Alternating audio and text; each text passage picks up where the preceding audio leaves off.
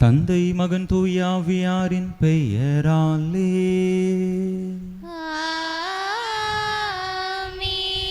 நம் ஆண்டவராகிய இயேசு கிறிஸ்துவின் அருளும் கடவுளின் அன்பும் தூய ஆவியாரின் நட்புறவும் உங்கள் அனைவரோடும் இருப்பதாக.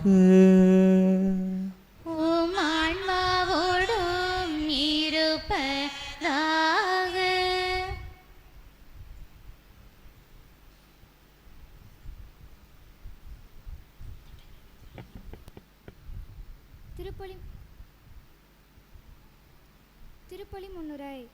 இயேசுவில் பிரியமான அன்பு உள்ளங்களே, இன்று நற்செய்தியில் இயேசு இறையாட்சியை பற்றி குறிப்பிடுகிறார். நம்மிடையே எவ்வித ஏற்றத்தாழ்வின்றி அனைவரும் சமம், வறுமையில்லா நிலை, சாதி மத இன மொழி வேறுபாடு இல்லாமல் அனைவரும் இறைவனின் ஒன்றே என்று வாழும்போது, இறைவனில் ஆழமாக நம்பிக்கை கொண்டு வாழும்போது இறையாட்சி நம்மில் தோன்றும் என்று கூறுகிறார். ஆகவே நாம் அனைவரும் இறைவனின் படைப்பில் சமம் என்று மனநிலையை இறைவன் நமக்கு நம் புனிதர் வழியாக தந்தருள வரம் வேண்டுகிறோம். மேலும் இன்றைய நவநாளை சிறப்பிக்கும் ஒவ்வொரு குடும்பங்களுக்காகவும் சிறப்பாக வேண்டுவோம். அவர்களின் எண்ணங்கள் இயக்கங்கள் நிறைவேறும்படியாக குடும்ப நலனுக்காகவும் அருள் வேண்டி இத்திருப்பலியில் இணைவோம். இயேசுவில் அன்பார்ந்த சகோதர சகோதரிகளே, இந்த தெய்வீக திருப்பலியானது காணிக்கைதா சகாயராணி, சதீஷ்குமார், எஸ்தர் வளர்மதி, பரலோகம் திலகம், அர்ஜுன், கீதா என்கின்ற இந்த குடும்பத்தாருக்கு இறைவன் செய்த நன்மைகளுக்கு நன்றியாகவும், உடல் உள்ள சுகத்திற்காகவும், பிள்ளைகளின் நற்படிப்பிற்காகவும், வேலை வாய்ப்பிற்காகவும், திருமண வரத்திற்காகவும், தொழில் முன்னேற்றத்திற்காகவும் ஒப்பு கொடுக்கப்படுகின்றது. இந்த கருத்துக்களோடு நாமும் நம்முடைய தேவைகளையும் கருத்துக்களையும் இணைத்து இந்த தெய்வீக பலி மூலமாக இறைவனுடைய அருளை, ஆசீரை இறைஞ்சி மன்றாடுவோம். தகுதியான விதத்தில் இந்த உயிருள்ள பலியை ஒப்பு கொடுக்க தடையாக இருக்கக்கூடிய நம்முடைய பாவங்களை ஏற்று மனம் வருந்துவோம். எல்லாம் வல்ல இறைவனிடமும் சகோதர சகோதரிகளை உங்களிடமும் நான் பாவி என்பதை ஏற்றுக்கொள்கிறேன். ஏனெனில் என் சிந்தனையாலும் சொல்லாலும் செயலாலும் கடமைகள் தவறியதாலும் பாவங்கள் பல செய்தேன். என் பாவமே, என் பாவமே, என் பெரும் பாவமே. ஆகையால் இப்பொழுதும் கன்னியான புனித மரியாளையும் வானதூதர் புனிதர் அனைவரையும் சகோதர சகோதரிகளை உங்களையும் நம் இறைவனாகிய ஆண்டவரிடம் எனக்காக வேண்டிக் கொள்ள மன்றாடுகிறேன். எல்லாம் வல்ல இறைவன் நம் மீது இரக்கம் வைத்து நம் பாவங்களை எல்லாம் மன்னித்து நம்மை நிலை வாழ்வுக்கு அழைத்து செல்வாராக. ஆமென்.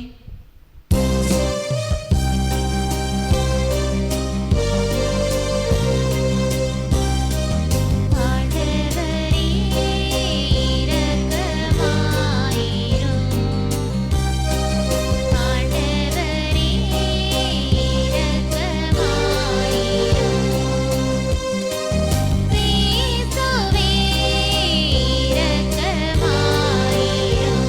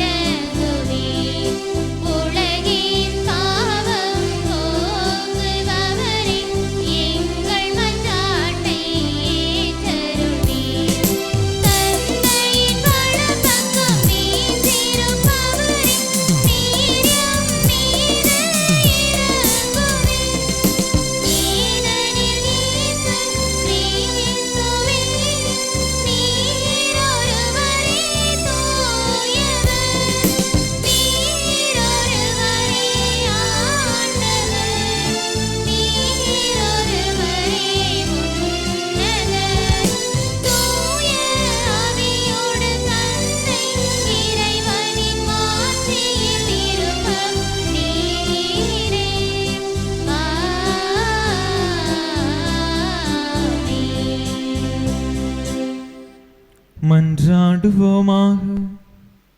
இறைவா, எங்கள் வலுவின்மையில் உமது மீட்பின் வழியில் நாங்கள் நடக்க புனிதர்களின் எடுத்துக்காட்டையும் பாதுகாவலையும் அளித்தீரே. அதனால் புனித மார்ட்டின் தேப்போரஸின் விண்ணக பிறப்பு விழாவை கொண்டாடும் நாங்கள் அவருடைய எடுத்துக்காட்டு வழியாக உம்மிடம் வந்து சேர்வோமாக. உம்மோடு தூயாவியாரின் ஒன்றிப்பு ஒரு இறைவனாய் என்றென்றும் வாழ்ந்து ஆட்சி செய்கின்ற எங்கள் ஆண்டவரும் திருமகனுமாகிய இயேசு கிறிஸ்து வழியாக உம்மை மன்றாடுகின்றோ.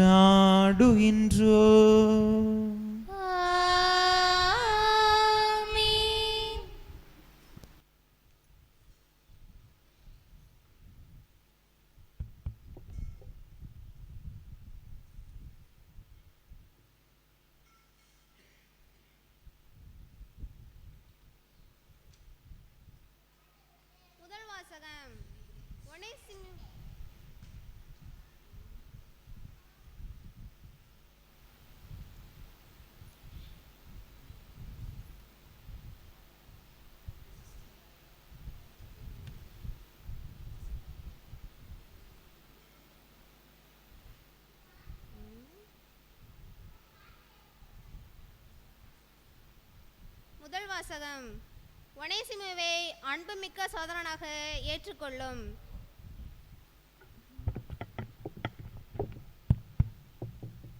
திருத்தூதர் பவுல் பிலமோனுக்கு எழுதிய திருமுகத்திலிருந்து வாசகம். இறைவார்த்தைகள் 7 முதல் 20 முடிய. அன்பிற்குரியவரே, உன் அன்பை குறித்து நான் பெருமகிழ்வும் ஆறுதலும் கொள்கிறேன். ஆம் சகோதரரே, உம்மால் இறைமக்களின் உள்ளம் புத்துயிர் பெற்றுள்ளது. எனவே நீர் செய்ய வேண்டியதை உமக்கு கட்டளையிட கிறிஸ்தவ உறவில் எனக்கு முழு உரிமை உண்டு என்றாலும் அன்பின் பெயரால் வேண்டுகோள் விடுக்கவே விரும்புகிறேன். கிறிஸ்து இயேசுவின் தூதுவனாக அவர் பொருட்டு கைதியாக இருக்கும் பவுலாகிய எனக்கு சிறையில் இருந்தபோது பிள்ளையான ஒனேசிமுக்காக உம்மிடம் வேண்டுகிறேன். முன்பு உமக்கு பயனற்றவனாக இருந்த அவன் இப்பொழுது எனக்கும் உமக்கும் பயனுள்ளவன். அவனை உம்மிடம் திரும்ப அனுப்புகிறேன். அவனை அனுப்புவது என் இதயத்தையே அனுப்புவது போலாகும். நற்செய்தியின் பொருட்டு சிறையிற்றிருக்கும் எனக்கு உமது பெயரால் பணியாற்ற அவனை என்னிடமே நிறுத்திக் கொள்ள விரும்பினேன். ஆனால் நீர் செய்யும் நன்மையை கட்டாயத்தினால் செய்யாமல் மனமாற செய்ய வேண்டும் என்று நினைத்தே உம்முடைய உடன்பாடின்றி எதையும் செய்ய நான் விரும்பவில்லை. அவன் என்றும் உம்மோடு இருக்க உம்மை விட்டு சிறிது காலம் பிரிந்திருந்தான் போலும். இனி அவனை நீர் அடிமையாக அல்ல, அடிமையை விட மேலானவனாக, அதாவது உம்முடைய அன்பார்ந்த சகோதரனாக ஏற்றுக்கொள்ளும். அவன் என் தனிப்பட்ட அன்புக்கு உரியவன். அப்படியானால் மனிதன் என்னும் முறையிலும் ஆண்டவரை சார்ந்தவன் என்னும் முறையிலும் அவன் எத்துணை மேலாக உம் அன்புக்கு உரியவனாகிறான். எனவே நமக்குள்ள நட்புறவை கருதி என்னை ஏற்றுக்கொள்வது போல் அவனையும் ஏற்றுக்கொள்ளும். அவன் உமக்கு ஏதாவது தீங்கு இழைத்திருந்தால் அல்லது கடன்பட்டிருந்தால் அது என் கணக்கில் இருக்கட்டும், நானே அதற்கு ஈடு செய்வேன் என பவுலாகிய நான் என் கைப்பட எழுதுகிறேன். நீர் உண்மையே எனக்கு கடனாக செலுத்த வேண்டும் என நான் உமக்கு சொல்ல வேண்டியதில்லை. ஆம் சகோதரரே, ஆண்டவர் பொருட்டு எனக்கு இந்த உதவியை செய்யும். கிறிஸ்துவின் பெயரால் என் உள்ளம் புத்துயிர் பெற செய்யும். இது ஆண்டவர் வழங்கும் அருள்வாக்கு. இறைவனுக்கு நன்றி.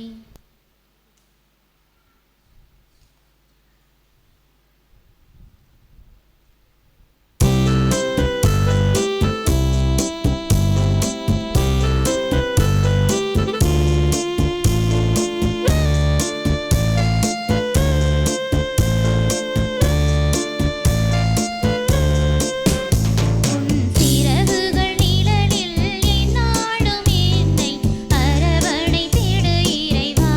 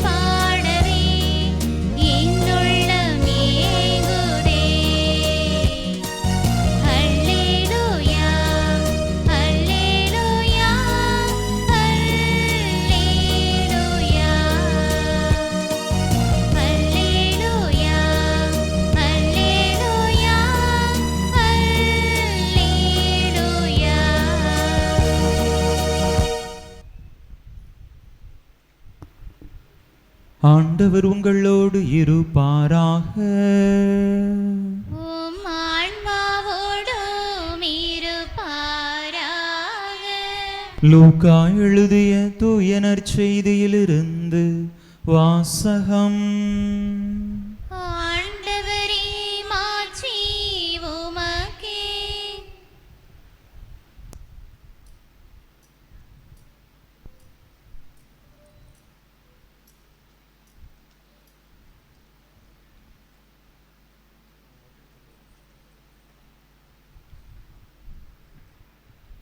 லூக்கா எழுதிய தூய நற்செய்தி அதிகாரம் 17 இறை வசனங்கள் 20 முதல் 25 முடிய.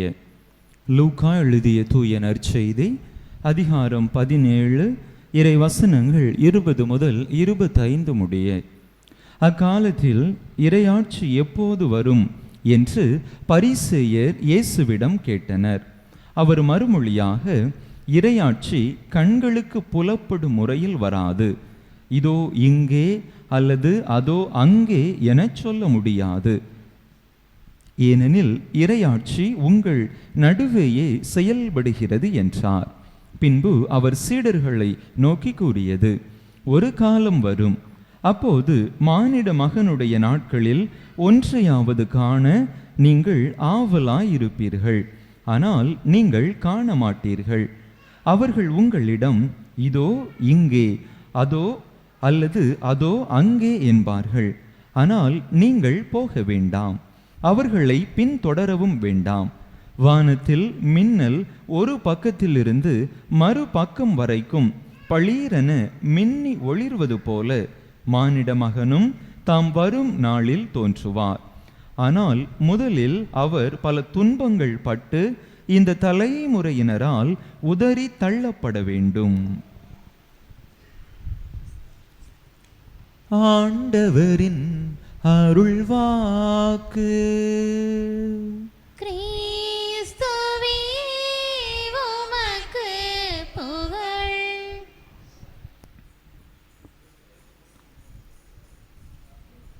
இயேசுவில் அன்பார்ந்த சகோதர சகோதரிகளே, அனைவருக்கும் நம்முடைய பாதுகாவலர் புனித மார்ட்டின் தேப்போரசின் 7ஆம் திருவிழா நல்வாழ்த்துக்களை தெரிவித்துக் கொள்கின்றேன்.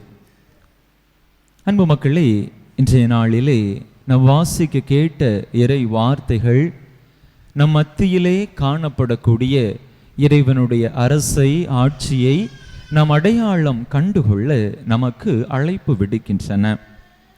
பொதுவாக இந்த உலகத்தின் அரசாட்சியை நாம் எடுத்துக்கொண்டோம் என்று சொன்னால் அதற்கு என்று ஒரு குறிப்பிட்ட இடம் இருக்கும். எந்த ஒரு அரசாட்சியையும் எடுத்துக்கொண்டால் அந்த அரசுக்கென்று ஒரு குறிப்பிட்ட எல்கையை வகுத்திருப்பார்கள். மௌரிய பேரரசு என்று சொன்னால் அந்த ஒரு குறிப்பிட்ட இடம்தான் அவர்களுக்கு சொந்தமானது. அக்பர் பேரரசு என்று சொன்னால் ஒரு குறிப்பிட்ட இடம் அவருக்கு சொந்தமானது என்று நம் வரலாற்றிலே பல ஆட்சியாளர்களுடைய அரசையும் அவர்களுடைய அரசாட்சியையும் எல்கையை வகுத்து நம்மால் புரிந்து கொள்ள முடியும்.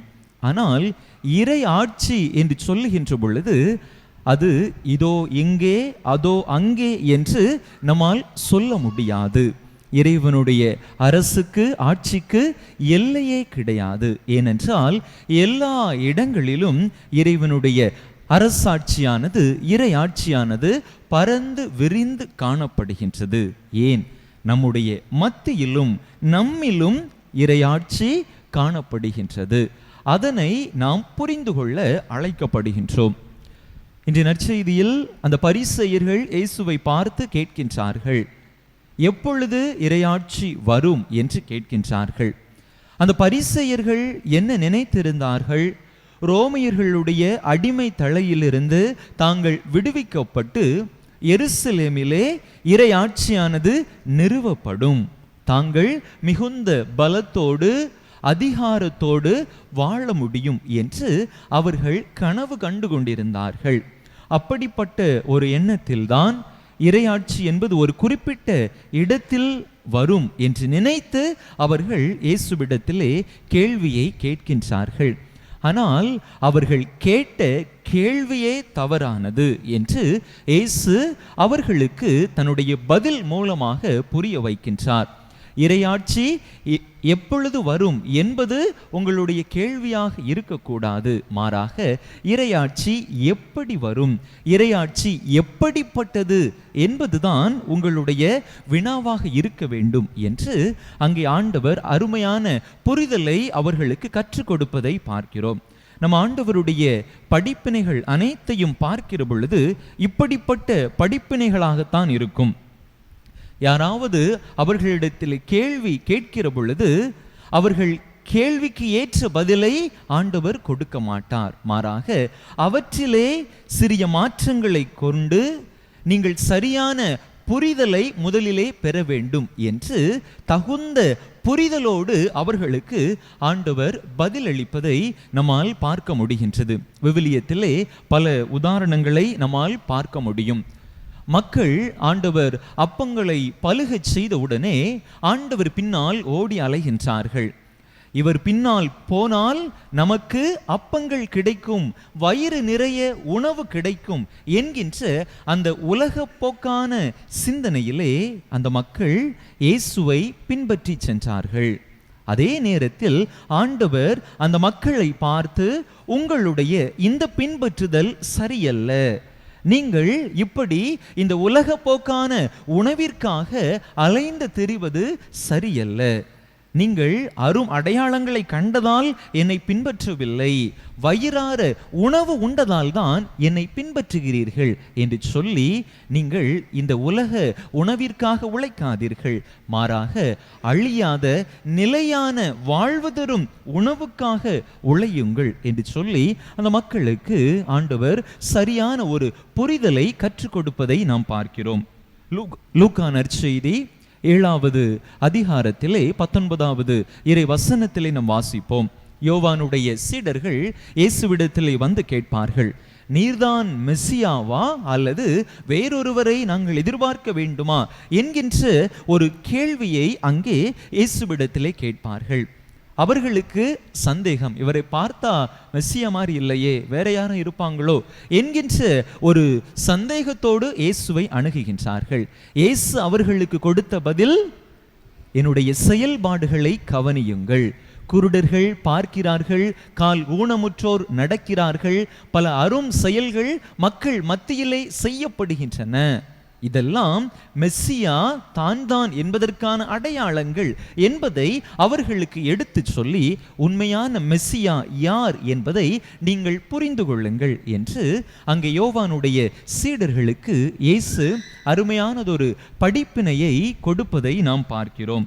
மார்க்கு நற்செய்தி 10வது அதிகாரம் 35 முதல் 45 வரையிலான இறை வசனங்களிலே நாம் பார்க்கிற பொழுது அங்கே தெரியும். அங்கே யாக்கோபும் யோவானும் ஆண்டவரிடத்திலே கேட்கின்றார்கள், நீர் ஆட்சி உரிமை பெற்று வருகின்ற பொழுது, அரியணையிலே அமர்கின்ற பொழுது, நீர் உம்முடைய வலப்பக்கமும் இடப்பக்கமும் அமரக்கூடிய அந்த பேச்சினை எங்களுக்கு தாரும் என்று கேட்கிறார்கள். ஆட்சியிலே அதிகாரத்திலே அமர்வதுதான் உண்மையான தலைவருக்கு அல்லது பொறுப்பில் இருப்பவர்களுக்கு அழகு என்று அவர்கள் நினைக்கின்றார்கள். ஆனால் அவர்களுடைய புரிதல் சரியல்ல. உண்மையான ஆட்சி என்பது, உண்மையான அதிகாரம் என்பது மக்களுக்கு பணி செய்வதில்தான் இருக்கிறது. உங்களுள் தலைவராக இருக்க விரும்புகிறவர் அனைவருக்கும் பணியாளராக இருக்கட்டும் என்று அங்கே அவர்களுடைய தவறான புரிதலை மாற்றிவிட்டு, பணி என்பது இப்படிப்பட்டது என்கின்ற ஒரு அருமையான புரிதலை அங்கே யாக்கோபுக்கும் யோவானுக்கும் ஆண்டவர் கற்றுக் கொடுப்பதை நாம் பார்க்கிறோம். யோவான் நற்செய்தி 3வது அதிகாரத்திலே நாம் வாசிக்கின்ற பொழுது, நிக்கதேம் என்கின்ற பரிசேயர் இயேசுவிடத்திலே வந்து உரையாடுவார். பலவற்றை குறித்து உரையாடுவார். எதிர்கால வாழ்வை குறித்து, பாவத்திலிருந்து எப்படி விடுபட வேண்டும் என்கிறதை குறித்து பல கருத்துக்களை மேலெழுந்த வாரியாக அவர் இயேசுவோடு உரையாடி கொண்டிருப்பார். அப்பொழுது நிக்கதேமிற்கு சரியான புரிதலை ஆண்டவர் கொடுப்பார். ஒருவர் ஆவியினால் பிறக்க வேண்டும், புது பிறப்பு அடைய வேண்டும். அப்பொழுது உண்மையிலேயே அவர் புது பிறப்பு அடைந்த மனிதராக புதிய வாழ்வை பெற்றுக்கொள்பவராக இருப்பார். மறுபடியும் பிறக்க வேண்டும் என்று சொன்னால் ஒருவர் ஆவிக்குள்ளாக மறுபிறப்பு எடுக்க வேண்டும் என்கின்ற ஒரு ஆழமான புரிதலை அங்கே ஆண்டவர் நிக்கதேமிற்கு வழங்குவதை நாம் பார்க்கிறோம். இப்படி பல இடங்களிலும் மக்களுடைய புரிதல்கள் உலக பிரகாரமான காரியங்கள் மட்டில் இருக்கின்ற பொழுது அது சரியல்ல. நீங்கள் இறைவனுக்கு உகந்தவற்றை தேட வேண்டும். இறைவனுக்கு பிடித்தமான விதத்திலே உங்களுடைய சிந்தனைகள் அமைய வேண்டும் என்று அங்கே ஒரு ஆழமான அழுத்தமான ஒரு புரிதலை ஆண்டவர் மக்களுக்கு கொடுப்பதை நாம் பார்க்கிறோம். அதே போன்றுதான் ஆண்டவருடைய அந்த இறையாட்சியை பற்றிய புரிதலும் அப்படிப்பட்டது. இறையாட்சி வெளியிலே நாம் காணக்கூடிய மற்ற அரசாட்சிகளை போன்று அல்லாமல் அது எங்கும் நம்முடைய மத்தியிலும் பரவி இருக்கக்கூடிய ஒரு ஆட்சி. எங்கு அன்பு காணப்படுகிறதோ, எங்கு அமைதி காணப்படுகிறதோ, எங்கு விட்டு கொடுக்கக்கூடிய மனநிலை காணப்படுகிறதோ, எங்கு மற்ற மனிதர்களுடைய மனங்களை புரிந்து கொள்ளக்கூடிய மனநிலை காணப்படுகிறதோ, எங்கு தன்னையே தாழ்த்தி பிறருக்கு பணி செய்யக்கூடிய மனநிலை காணப்படுகிறதோ, அங்கே இறையாட்சி உங்கள் மத்தியிலே காணப்படுகிறது. நீங்கள் இறையாட்சியை வேறு எங்கும் தேடி அலைய வேண்டாம். வாழ்கின்ற இந்த நாட்களிலேயே இறையாட்சியை நீங்கள் அடையாளம் கண்டுகொள்ள முடியும் என்று அங்கே அருமையாக ஆண்டவர் கற்று தருவதை நாம் பார்க்கிறோம். இன்றைய முதல் வாசகத்திலே அருமையான ஒரு நிகழ்வை குறித்து நாம் வாசித்தோம். அங்கே ஒனேசிம் என்கின்ற ஒரு அடிமையை பவுலடிகளார் பிலமோன் என்கின்ற ஒரு செல்வந்தரிடம் அனுப்புகின்றார். அவர் ஏற்கனவே ஒனேசிம் பிலமோனிடம் அடிமையாக வேலை பார்த்தவர்தான். திடீரென்று ஒரு நாள் தன்னுடைய தலைவர் பிலமோனிடமிருந்து அவர் தப்பி ஓடி பிலமோனின் நண்பராக இருக்கக்கூடிய பவுலடியாரிடம் போய் சேருகின்றார். பவுல் அவரை ஒரு மிகச்சிறந்த கிறிஸ்தவராக வளர்த்தெடுக்கின்றார். அதற்கு பிற்பாடு ஒனேசிம் மீண்டும் தன்னுடைய தலைவரிடத்திலே செல்ல விரும்பிய பொழுது பவுலடிகளார் அவருக்கு ஒரு கடிதத்தை கொடுத்து அனுப்புகின்றார். ஒனேசிமை நீர் ஏற்றுக்கொள்ள தயங்க வேண்டாம். அவனை ஒரு அடிமையாக அல்ல, ஒரு நல்ல கிறிஸ்தவனாக நீ ஏற்றுக்கொள்ளும் என்று அங்கே அன்பை முன்னிலைப்படுத்தி மனிதர்களை மதிப்போடும் மாண்போடும் நடத்த வேண்டும், அவர்களை இழிவாக நடத்தக்கூடாது என்கின்ற ஒரு அழகான படிப்பினையை புரிதலை அங்கே பவுலடிகளார் பிலமோனுக்கு எழுதுவதாக நாம் பார்க்கிறோம். ஆக இறையாட்சி என்பது இப்படிப்பட்ட புரிந்துணர்வில் அன்புணர்வில் தான் இருக்கிறதே தவிர மற்றவர்களை அடிமைகளாக மற்றவர்களை தாழ்ந்தவர்களாக நடத்துவதில் இல்லை என்று அருமையாக அங்கே அவர் சொல்லி தருவதை நாம் பார்க்கிறோம். அன்பார்ந்தவர்களே, நம்முடைய பாதுகாவலர் புனித மார்ட்டின் தேப்போரஸ் தான் இருந்த இடத்திலேயே இறைவனுடைய ஆட்சியை அரசை கண்டார். அவர் அனைவருக்கும் இறங்கி பணிந்து பணிவிடை செய்தார். இவ்வாறு தான் தன்னுடைய பணிவிடையின் மூலமாக இறைவனுடைய அரசாட்சியை தான் இருக்கக்கூடிய தான் வாழ்ந்த அந்த பகுதியிலேயே அவர் கண்டுணர்ந்து கொண்டார் என்று பார்க்கிறோம். நம்முடைய வாழ்க்கையிலும் நாமும் எதிர்காலம்தான், இந்த வாழ்வுக்கு பிற்பாடுதான் நமக்கு நிலை வாழ்வு இருக்கிறது, இறைவனுடைய ஆட்சி அரசு நமக்கு காத்திருக்கிறது என்கின்ற ஒரு புரிதலோடு வாழாமல் நாம் வாழக்கூடிய இந்த காலகட்டத்திலேயே அன்போடு அமைதியோடு பாசத்தோடு விட்டு கொடுக்கக்கூடிய உணர்வுகளோடு மன்னிக்கக்கூடிய மனப்பான்மையோடு நாம் வாழ்ந்தோம் என்று சொன்னால் நாம் நம்முடைய இறப்பிற்கு பிற்பாடு அனுபவிக்கக்கூடிய அந்த நிலை வாழ்வை இறைவன் கொடுக்கக்கூடிய அந்த பரிசை நாம் வாழக்கூடிய இந்த காலகட்டத்திலேயே நம்மால் அனுபவித்து கொள்ள முடியும். யோவான் நற்செய்தி 4வது அதிகாரத்தில் நாம் சமாரிய பெண் ஒருவரை குறித்து நாம் வாசிக்கிறோம். அப்படித்தானே? அந்த கிணற்றின் அடியிலே இயேசுவோடு அருமையானதொரு உரையாடலை மேற்கொள்வார். இயேசு அவரிடத்திலே தண்ணீர் கேட்கிற பொழுது அவர் தண்ணீர் கொடுக்க தயங்குவார். நான் தான் நிலை வாழ்வு தரும் ஊற்று, என்னிடம் பருகுபவருக்கு தாகமே இராது என்று சொன்ன பொழுது உடனடியாக அவர் அங்கே இங்குதான் இறைவனுடைய அரசாட்சி இருக்கிறது, நம் வாழக்கூடிய சமூகத்திலே நாம் வாழுகின்ற மக்களுக்கு மத்தியிலேயே இறைவனுடைய அரசை, ஆட்சியை நம்மால் கண்டுணர்ந்து கொள்ள முடியும். இறைவன் மீதான சரியான புரிதலோடு வாழ்கிற பொழுது அதுவே நமக்கு நிலை வாழ்வு தரும் என்று அங்கே இறைவனுடைய அரசை, ஆட்சியை அந்த சமாரிய பெண் கண்டுணர்ந்து கொண்டார் என்று பார்க்கிறோம். சீடர்கள் பெந்தகோஸ்து நாளிலே தூய ஆவியாரால் நிரப்பப்பட்டவுடன் அவர்கள் இறைவனுடைய அரசாட்சியின் வல்லமையை, இறைவனுடைய ஆட்சியினுடைய மகத்துவத்தை தங்களுடைய வாழ்க்கையிலே உணர்ந்து கொண்டார்கள்.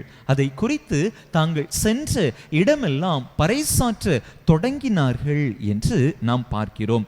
அங்கே தமஸ்குக்கு செல்கின்ற வழியிலே உயிர்த்த ஆண்டவருடைய காட்சியை கண்ட பிற்பாடு சவுலாக இருந்து பவுலாக மாறி அங்கே ஒரு மிகப்பெரிய புரட்சியை நம்முடைய கிறிஸ்தவ வரலாற்றிலே, கிறிஸ்தவ சமயம் இன்று பல இடங்களிலும் பரவுவதற்கு காரணமாக பவுலடிகளார் இருந்தார் என்று சொன்னால் அது மிகையல்ல.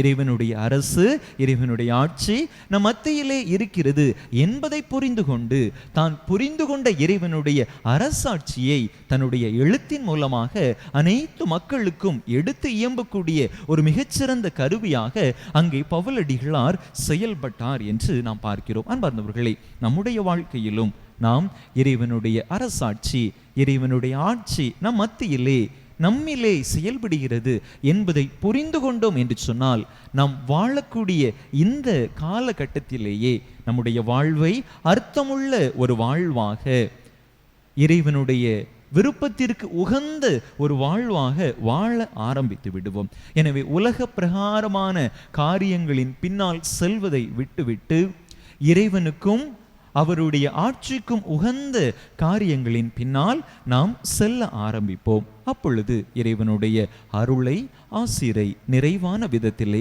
நம்மால் பெற்றுக்கொள்ள முடியும். அதற்கான வரம் கேட்டு தொடர்ந்து இந்த பலியிலே இணைந்து மன்றாடுவோம். ஆமென். அனைவரும் எழுந்து நம்முடைய தேவைகளை, விண்ணப்பங்களை ஆண்டவரிடம் எடுத்துச் சொல்லி மன்றாடுவோம்.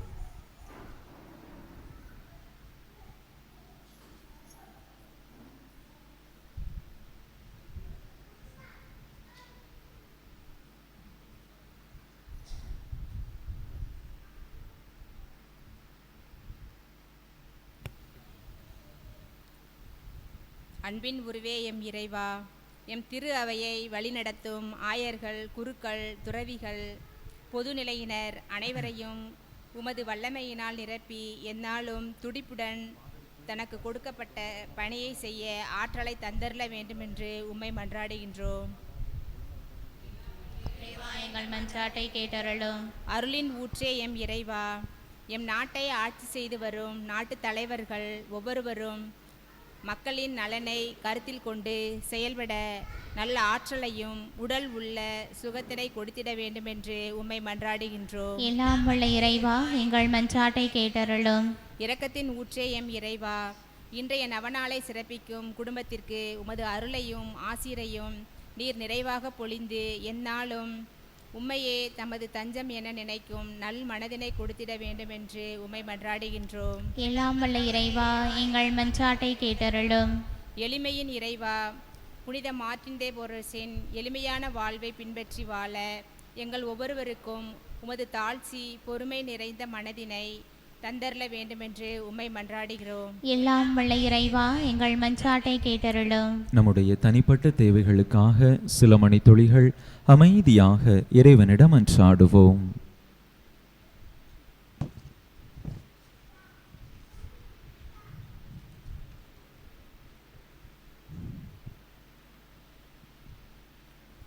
அன்பே உருவான எங்கள் இறைவா, உம் அன்பு பிள்ளைகள் நாங்கள் கேட்ட இந்த மன்றாட்டுக்களை எல்லாம் எங்களுக்கு தந்தருள வேண்டுமென்று எங்கள் ஆண்டவராகிய கிறிஸ்து வழியாக உம்மை மன்றாடுகிறோம். ஆமென்.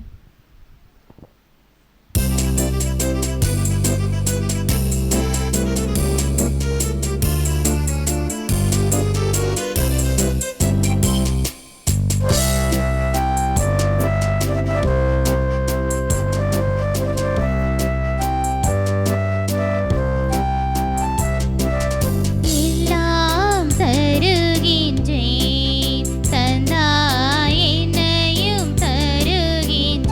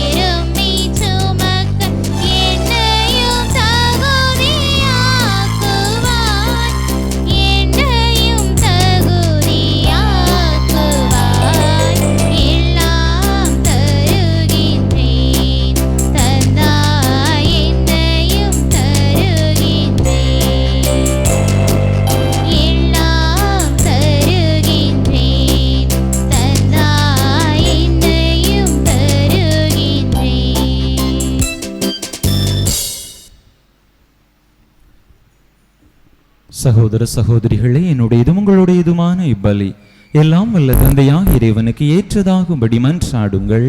ஆண்டவர் தம் திருப்பெயரின் புகழ்ச்சிக்காகவும் ஆட்சிக்காகவும் நமது நன்மைக்காகவும் புனித திரு அவையின் அனைத்து நலன்களுக்காகவும் உமது கையிலிருந்து இப்பலி ஏற்றுக்கொள்வாராக. ஆண்டவரே, உம் புனிதர் மார்ட்டின் தேபோரஸின் நினைவு கொண்டாட்டத்தில் காணிக்கைகளை ஒப்பு கொடுத்து உம்மை வேண்டுகின்றோம். உம் நம்பிக்கையாளருக்கு அமைதி ஒற்றுமையாகிய கொடைகளை தாராளமாய் வழங்குவீராக. எங்கள் ஆண்டவராகிய கிறிஸ்து வழியாக உம்மை மன்றாடுகின்றோம்.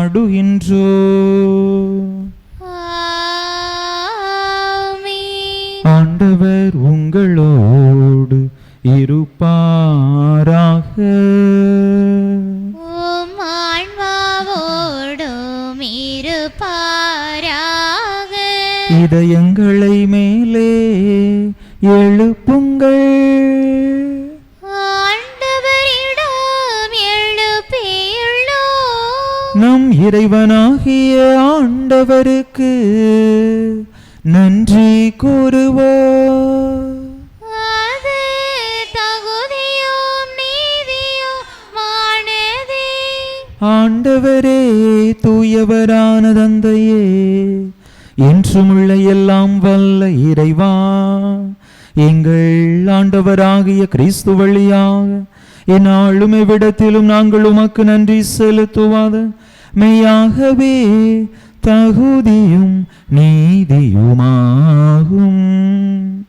எங்கள் கடமையும் மீட்புக்குரிய செயலுமாகும். ஏனெனில் உம் புனிதர்களின் வியத்தகு சாட்சியத்தால் உமது திரு அவை என்றும் புதிய ஆற்றல் பெற்று வளமடைகின்றது. இவ்வாறு எங்கள் மீது நீர் கொண்டிருக்கும் பரிவன்பை தெள்ளத் தெளிவாக காட்டுகின்றீர். மேலும் எங்களது மீட்பின் மறை நிகழ்வை நாங்கள் நிறைவேற்றுவதில் அப்புனிதர்களின் சிறப்புமிக்க எடுத்துக்காட்டால் தூண்டப்பெற்று அவர்களது தகுந்த பரிந்துரையால் என்றும் ஊக்கம் பெறவும் அருளுகின்றீர். ஆகவே வானதூதர் புனிதர் அனைவரோடும் சேர்ந்து நாங்களும் உமக்கு புகழ்ச்சி பண்ணி செய்து முடிவின்றி ஆர்ப்பரித்து பாடுவதாவது: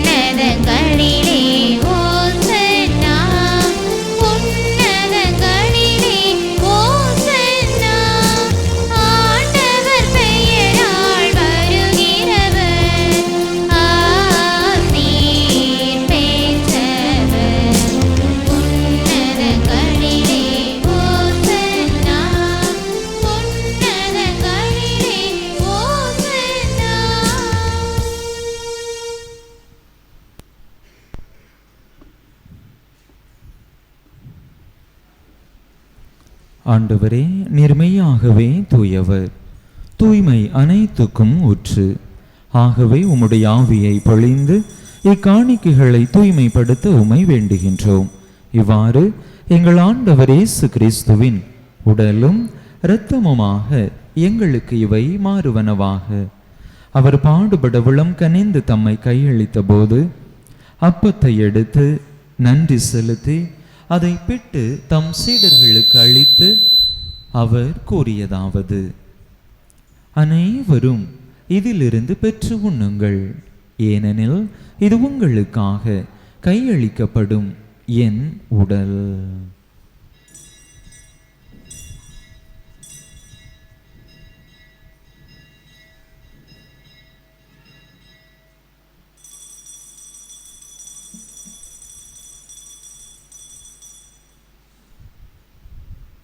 அவ்வண்ணமே இரவு விருந்தை அருந்தியபின் கிண்ணத்தையும் எடுத்து மீண்டும் உமக்கு நன்றி கூறி தம் சீடர்களுக்கு அளித்து அவர் கூறியதாவது: அனைவரும் இதிலிருந்து பெற்று பருகுங்கள்.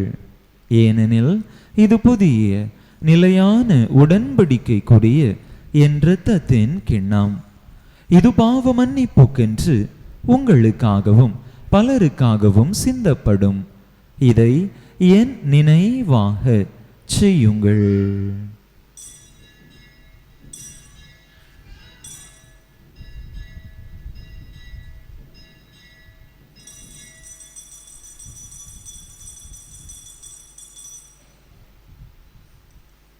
நம்பிக்கையின் மறைபொருள்.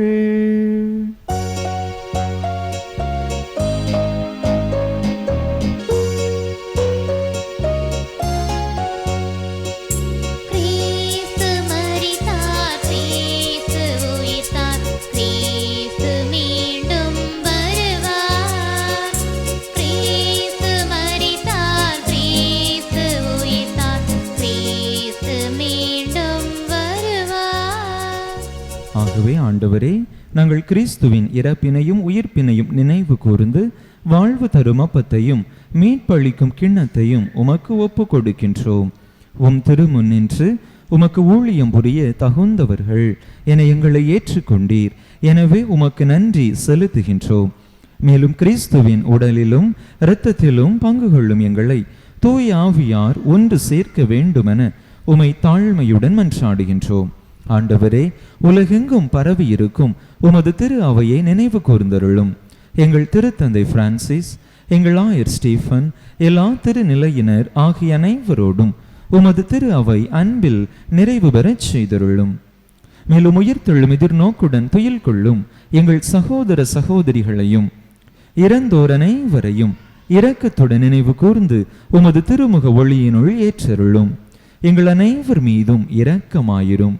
கடவுளின் கன்னித்தாயான புனித மரியா, அவருடைய கணவரான புனித யோசேப்பு, புனித திருத்தூதர்கள், எங்கள் பாதுகாவலரான புனித மார்ட்டின் தேப்போரஸ், இவ்வுலகில் உமக்கு உகந்தவராயிருந்தோர் ஆகிய புனிதர் அனைவருடனும் நாங்கள் நிலை வாழ்வில் பங்கு கொள்ளும் தகுதி பெற்று உம் திருமகன் இயேசு கிறிஸ்து வழியாக உமை புகழ்ந்தேத்தும் வரமருள உமை மன்றாடுகின்றோம்.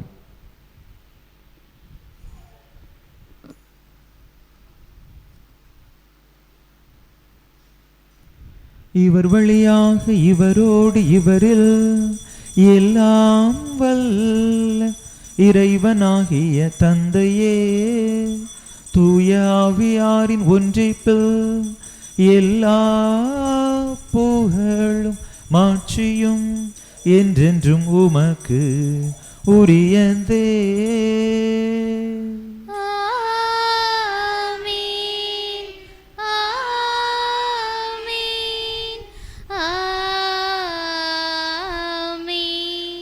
மீட்பரின் கட்டளையால் கற்பிக்கப்பட்டு இறை படிப்பினையால் பயிற்சி பெற்ற நாம் துணிந்து சொல்லுவோம்: விண்ணுலகில் இருக்கின்ற எங்கள் தந்தையே, உமது பெயர் தூயது என போற்ற பெறுக. உமது ஆட்சி வருக. உமது திருவுளம் விண்ணுலகில் நிறைவேறுவது போல மண்ணுலகிலும் நிறைவேறுக. எங்கள் அன்றாட உணவை இன்று எங்களுக்கு தாரும். எங்களுக்கு எதிராக குற்றம் செய்வோரை நாங்கள் மன்னிப்பது போல எங்கள் குற்றங்களை மன்னியும். எங்களை சோதனைக்கு உட்படுத்தாதையும் தீமையிலிருந்து எங்களை விடுவித்தருளும். ஆண்டவரே, தீமை அனைத்திலிருந்தும் எங்களை விடுவித்து எங்கள் வாழ்நாளில் அமைதியை கனிவுடன் அருள உமை மன்றாடுகின்றோம். உமது இரக்கத்தின் உதவியால் நாங்கள் பாவத்திலிருந்து எப்போதும் விடுதலை பெற்று யாதொரு கலக்கமுமின்றி நலமாயிருப்போமாக. நாங்கள் எதிர்நோக்கி இருக்கும் பேரின்பத்துக்காகவும் மீட்பராகிய இயேசு கிறிஸ்துவின் வருகைக்காகவும் காத்திருக்கின்றோம். ஏனெனில் ஆட்சியும் வல்லமையும் மாட்சியும் என்றென்றும் உமதே. ஆண்டவரே இயேசு கிறிஸ்துவே, அமைதியை உங்களுக்கு விட்டுச் செல்கின்றேன், என் அமைதியையே உங்களுக்கு அளிக்கின்றேன் என்றும் திருத்தூதர்களுக்கு மொழிந்தீரே. எங்கள் பாவங்களை பாராமல் உமது திரு அவையின் நம்பிக்கையை கண்ணோக்கி உமது திருவுளத்துக்கு ஏற்ப அதற்கு அமைதியையும் ஒற்றுமையையும் அளித்தருள்வீராக. என்றென்றும் வாழ்ந்து ஆட்சி செய்கின்றவர் நீரே. ஆமென். ஆண்டவருடைய அமைதி உங்கள் அனைவரோடும் என்றும் இருப்பதாக. உம் ஆன்மாவோடும் இருப்பதாக. ஒருவருக்கொருவர் கிறிஸ்து வழங்கும் அமைதியை பகிர்ந்து கொள்வோம்.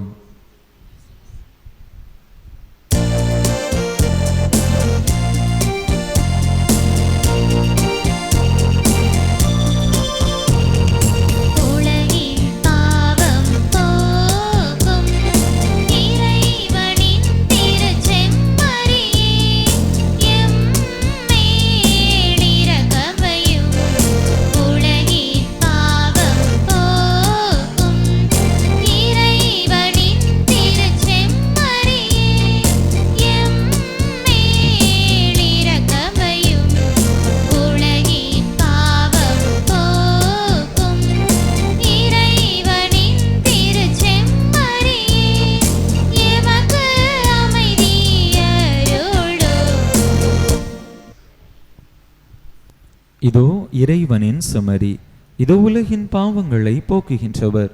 இந்த செம்மறியின் திருவிருந்துக்கு அழைக்க பெற்றுள்ள நாம் பேறு பெற்றோ. ஆண்டவரே, நீர் என்னிடத்தில் எழுந்தருளி வர நான் தகுதியற்றவள். ஆனால் ஒரு வார்த்தை மட்டும் சொல்லியருளும், எனது ஆன்மா நலமடையும்.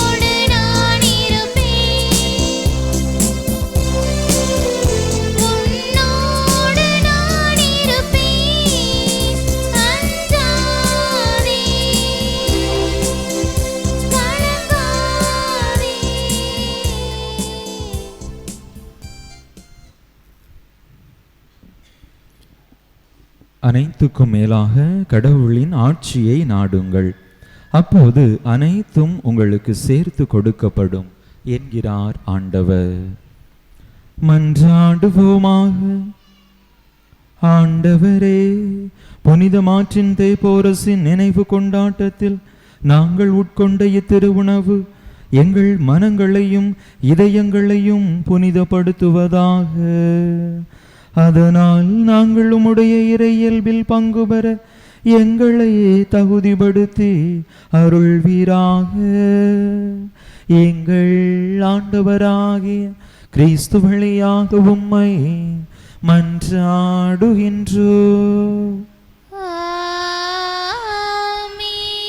ஆண்டவர் உங்களோடு இருப்பாராக.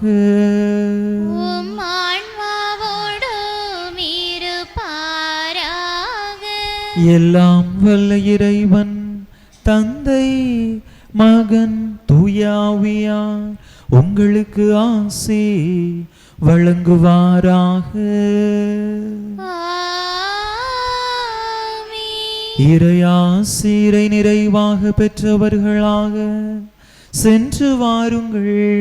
திருப்பலி நிறைவேறிற்று. இறைவனுக்கு நன்றி.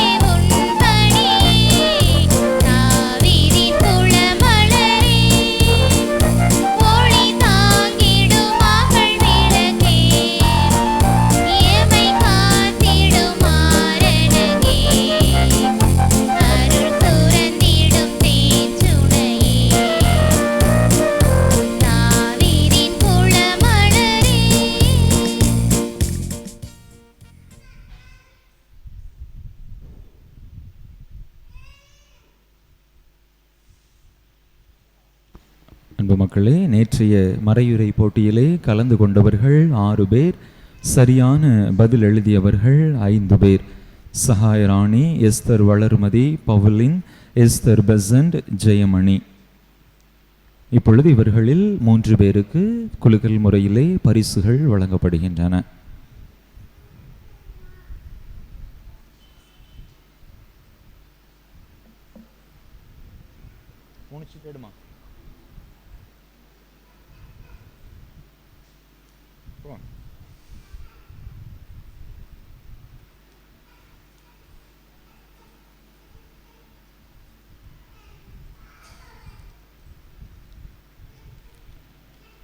Jayamani, Esther Besant, Esther Valarmathi.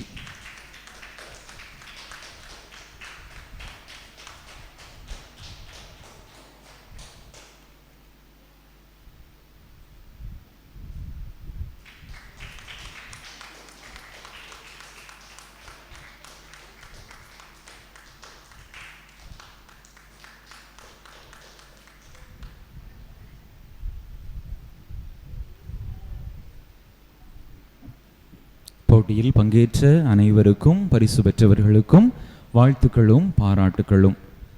இனி இன்றைய மறையுரையிலிருந்து கேள்வி. முதல் கேள்வி மிகவும் எளிதான கேள்விதான். ஒரு சிலர் ஆண்டவரிடத்திலே கேள்வி கேட்கின்ற பொழுது தவறான புரிதல்களோடு வந்திருந்தார்கள். ஆண்டவர் அவர்களுக்கு தன்னுடைய பதிலின் மூலமாக சரியான புரிதலை கொடுப்பார். நான் ஒரு 4 உதாரணங்களை சொன்னேன்.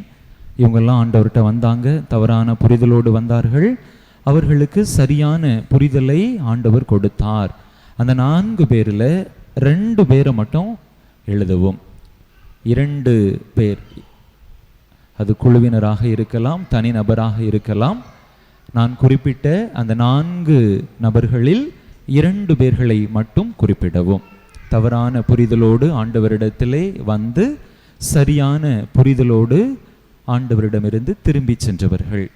முதல் கேள்வி. 2வது கேள்வி.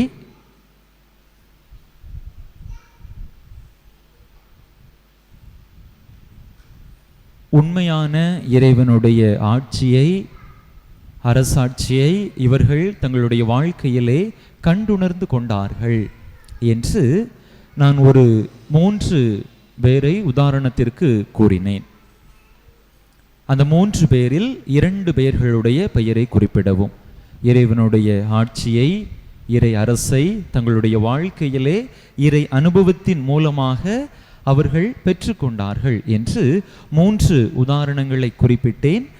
அந்த 3இல் ஏதாவது 2 பேர், 2 உதாரணங்களை மட்டும் நீங்கள் குறிப்பிடவும்.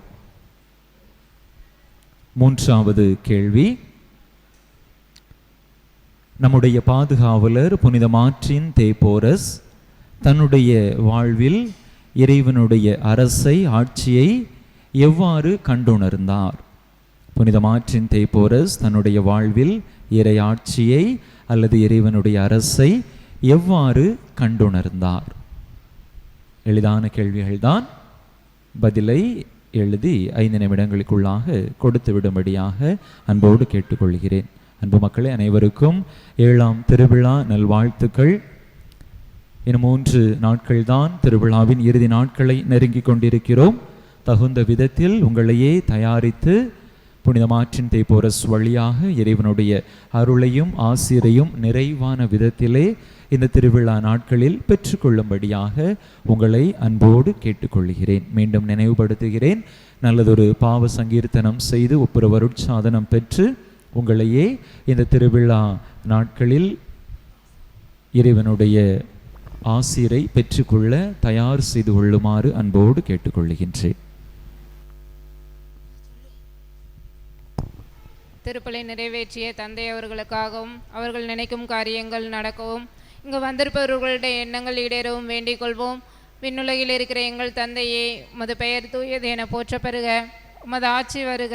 உமது திருவுளம் விண்ணுலகில் நிறைவேறுவது போல மண்ணுலகிலும் நிறைவேறுக. எங்கள் அன்றாட உணவை இன்று எங்களுக்கு தாரும். எங்களுக்கு எதிராக குற்றம் செய்வோரை நாங்கள் மன்னிப்பது போல எங்கள் குற்றங்களை எங்களுக்கு மன்னியும். எங்களை சோதனைக்கு உட்படுத்தாதையும் தீமையிலிருந்து எங்களை விடுவித்தருளும். ஆமென். அருள் நிறைந்த மரியே வாழ்க, ஆண்டவர் உம்முடனே, பெண்களுக்குள் பேறு பெற்றவள் நீரே. உம்முடைய திருவயிற்றின் கனியாகி இயேசுவும் ஆசீர்வதிக்கப்பட்டவரே. புனித மரியே, இறைவனின் தாயே, பாவிகளாய் இருக்கிற எங்களுக்காக இப்பொழுதும் எங்கள் இறப்பின் வேளையில வேண்டிக் கொள்ளும். ஆமென். தந்தைக்கும் மகனுக்கும் தூய ஆவியாருக்கும் ஆட்சி உண்டாவதாக. தொடக்கத்தில் இருந்தது போல இப்பொழுதும் எப்பொழுதும் என்றென்றும் இருப்பதாக. ஆமென். புனித மார்ட்டின் தேபோரஸே, எங்களுக்காக வேண்டிக் கொள்ளும். புனித மார்ட்டின் தேபோரஸே, எங்களுக்காக வேண்டிக் கொள்ளும். புனித மார்ட்டின் தேபோரஸே, எங்களுக்காக வேண்டிக் கொள்ளும். அஜிஷ்ட சிலுவை அடையாளத்தினால் எங்கள் சத்துருக்களிடமிருந்து எங்களை ரட்சித்தருளும் எங்கள் சர்வேஸ்வரா, பிதாசுதன் பஸ்தாவின் பேராலே. ஆமென்.